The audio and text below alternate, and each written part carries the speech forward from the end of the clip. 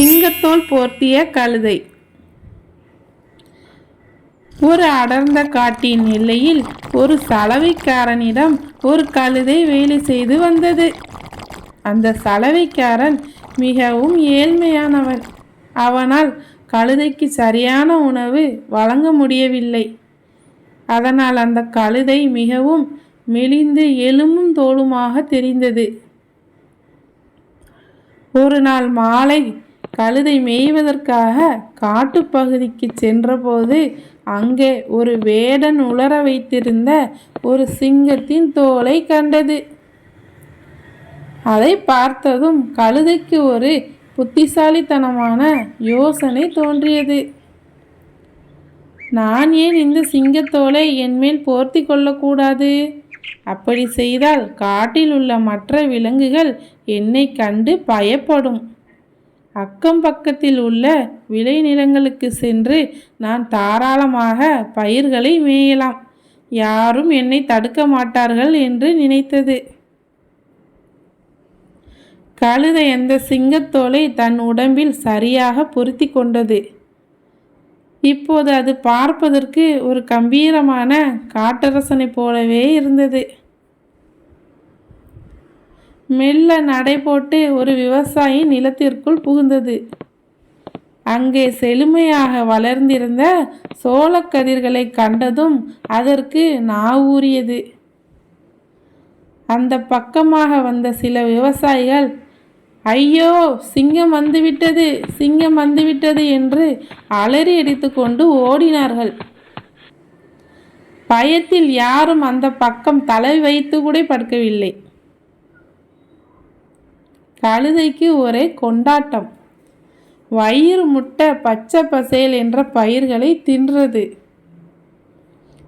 இப்படியே பல நாட்கள் நகர்ந்தன. பகல் நேரத்தில் சிங்கத்தோலுடன் காட்டில் ஓய்வெடுக்கும். இரவு நேரத்தில் ஊருக்குள் புகுந்து விளைநிலங்களை ஒரு கை பார்க்கும். காட்டில் உள்ள நரி, மான் போன்ற விலங்குகள் கூட இதை பார்த்து பயந்து நடுங்கி மரியாதை செய்தன. இதை கண்டு கழுதைக்கு தலைக்கணம் கூடியது. நான் தான் இந்த பகுதியின் தலைவன் என்று அது தம்பட்டம் அடித்து கொண்டது. ஒரு நாள் இரவு கழுதை ஒரு வயல்வெளியில் மேய்ந்து கொண்டிருந்தது.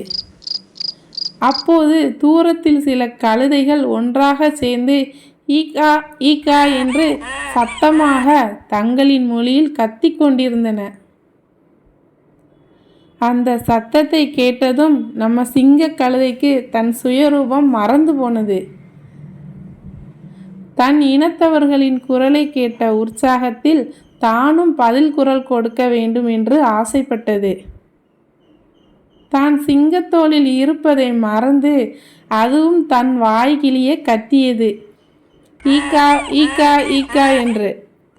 அருகில் பதுங்கி இருந்த விவசாயிகள் இதை கேட்டு அதிர்ச்சியடைந்தனர். என்னது, சிங்கம் கழுதையை போல கத்துகிறதே என்று சந்தேகமடைந்து நெருங்கி வந்து பார்த்தனர்.